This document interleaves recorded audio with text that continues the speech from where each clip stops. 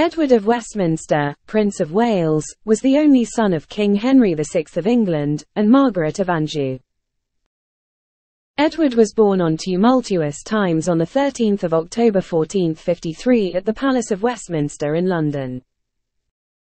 1 year following his birthday, Edward was invested as the Prince of Wales at Windsor Castle. But Edward's childhood was not a peaceful one, where an heir was normally expected to be groomed by their father to be a great king. Serious questions were asked about the mental health of his father, Henry VI, from one side of the House of Plantagenet, which became known as the House of York. The House of Plantagenet at this time was splintered into two factions, through descendants of Edward III.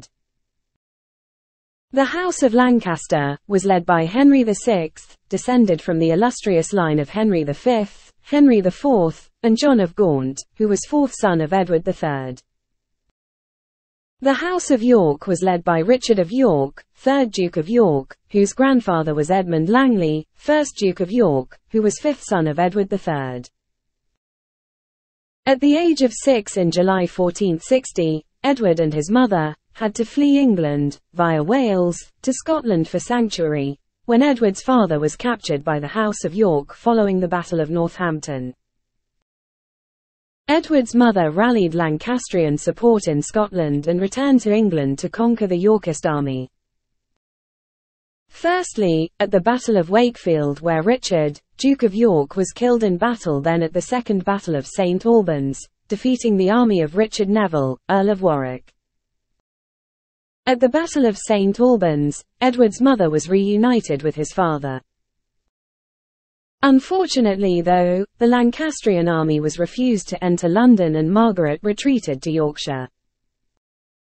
Margaret's retreat was her undoing, as a Yorkist army led by Richard, Duke of York's son, Edward, decimated the Lancastrian army, capture Henry VI again and claim the throne, becoming Edward IV.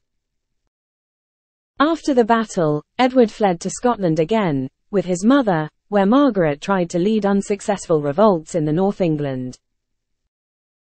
Eventually, Edward sailed to France with his mother in 1462, where they received the support of King Louis XI of France. Here, Edward lived for 7 years with his mother, setting up a court in exile. Events changed in 1470 when Margaret allied herself with her one-time rival, Richard Neville, Earl of Warwick, who had been banished to France.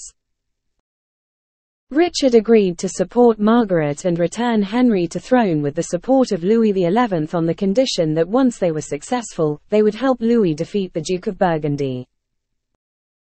Also, as part of the alliance, Edward married Anne Neville, a daughter of the Earl of Warwick, but whether this marriage was ever consummated still remains debatable. Edward waited behind in France with his mother, whilst the Earl of Warwick returned to England to overthrow Edward IV, with the help of the king's brother, George, Duke of Clarence, and restore Henry VI to the throne. Unfortunately for Edward, the same day that he and his mother landed in England, Edward IV defeated Richard Neville at the Battle of Barnet, imprisoning Henry VI again and reclaiming the throne.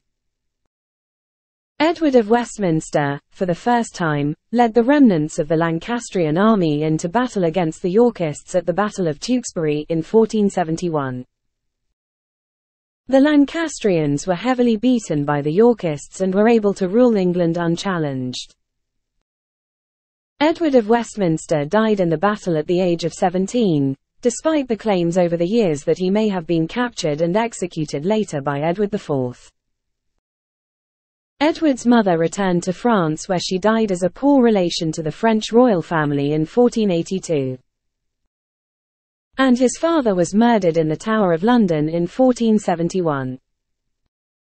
Edward was buried in Tewkesbury Abbey and his wife, Anne Neville, married Richard, Duke of Gloucester, who eventually became Richard III.